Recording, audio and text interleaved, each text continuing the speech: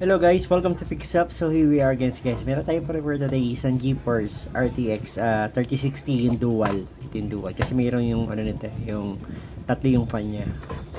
So try natin guys. Ang complaint ng customer dito guys, I don't know kung nagdi-display ito yung kanyang 12 volts na external 8 pin nabungi na. So sabi niya kung try daw natin, kaya natin magawa pa.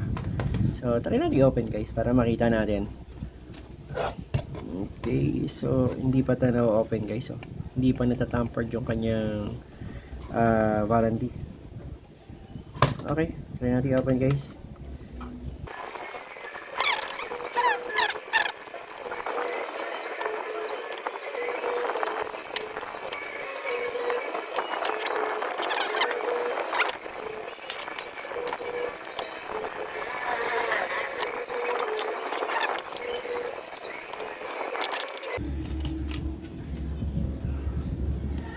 Oh, napakaraming pan. Dami niyang pan connector siguro dahil yung dito ay sa ilaw.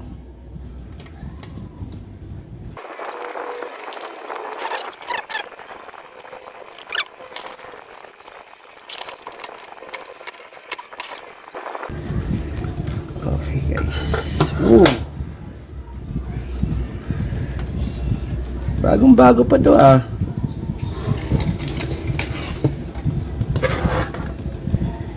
Problema natin guys, bakit magpang-abot sila na nawala yung pin nito?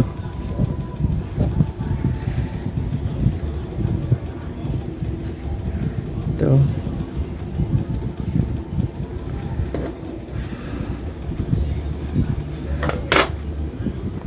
okay guys. Naputol na pala talaga to guys, wala tayong mahanap na tulad ng ganito guys. Saka iniisip ko baka pwedeng hindi na lang tayo gumawa ng paraan sa likod. So kung titignan natin, grounded yan yan yung kanyang ground kaya meron lang tayong kailangan i-bypass dito. Ito lang to guys, ito ground, ito ay hindi, ito ay ground, so iwasan natin tong iwasan natin to. Dito tayo magko-connect sa isang ground, ground. Okay, natin gumawa ng paraan dito sa likod. Tayo gumawa ng paraan.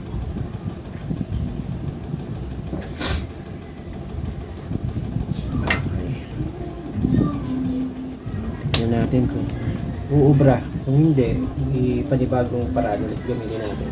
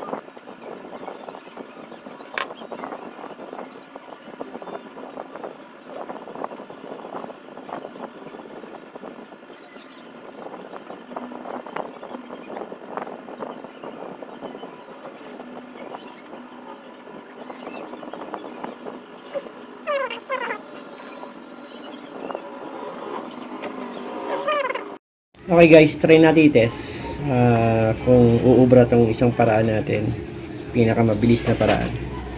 Okay, power on. Mag-display kaya kinabit ko guys sa HDMI. Display ba? Yun. Display guys. Okay. Try natin try natin kung mayroong Windows, assembly lang natin guys. Okay?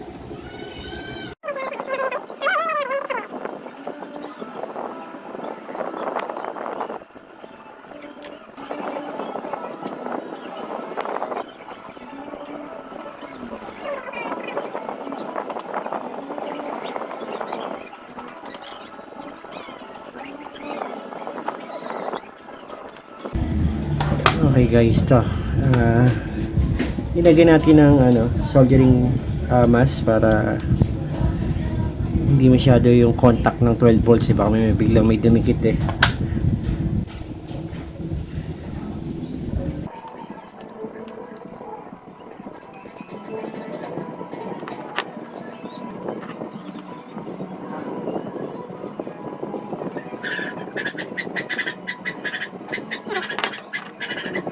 Ano lang ginawa natin guys, so kinonect na lang natin yung ground dito, so para magkaroon din sila ng ground dito sa dalawang pin, kahit na hindi nakakonect yung ground natin na galing sa power supply, kasi magkakaroon ng ground dito, so siya na lang magkoconnect lang dito ng ground.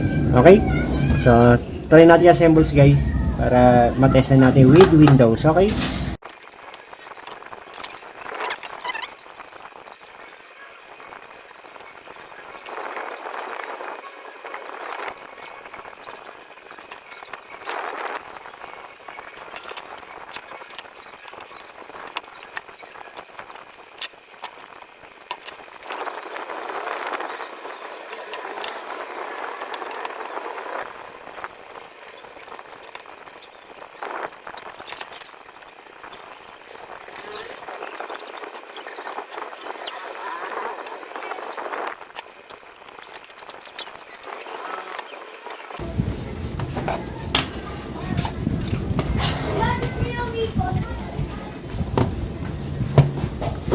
Okay, try natin i-test.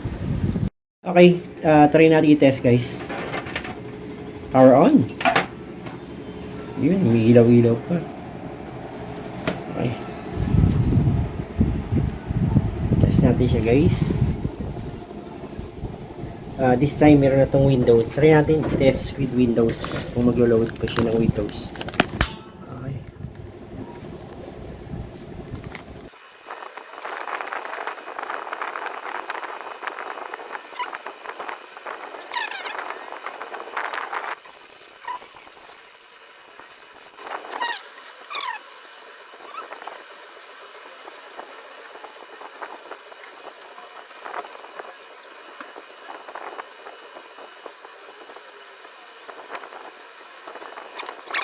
Nag-flickering. So, install na yung driver natin guys.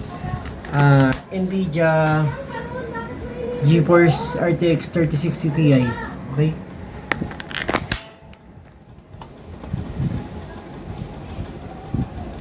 Yun. Ito na siya. Dito na siya guys. Okay. Property. Okay, this device is working properly. Okay. Tayo natin guys mag-Bali benchmark. Todo na natin kagad. Extreme XD na. Run. Okay.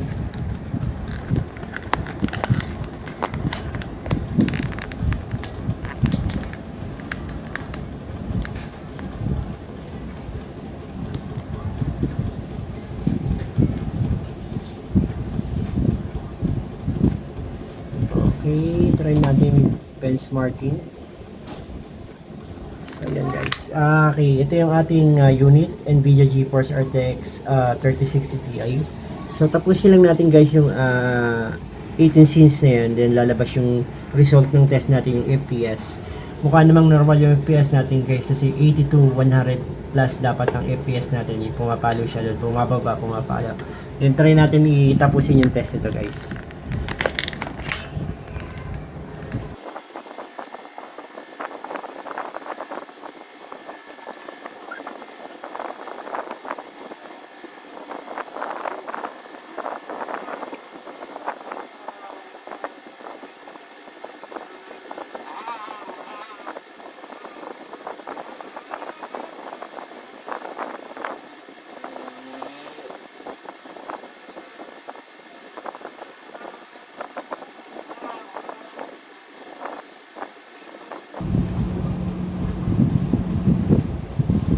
Okay guys, lumabas na yung result ng ating test. Ito yung ating GPU, Nvidia GeForce RTX 3060 Ti. Okay?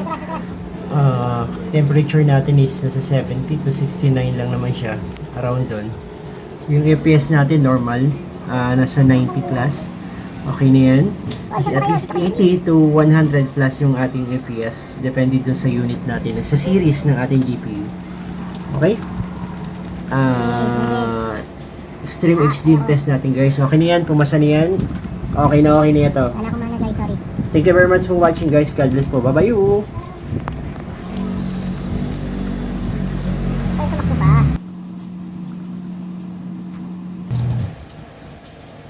So yun guys, almost 29 minutes natin tinetest yung ating GeForce RTX 3060. So this is guys, thank you very much for watching guys. God bless po, pumasa na to sa test natin. Bye bye.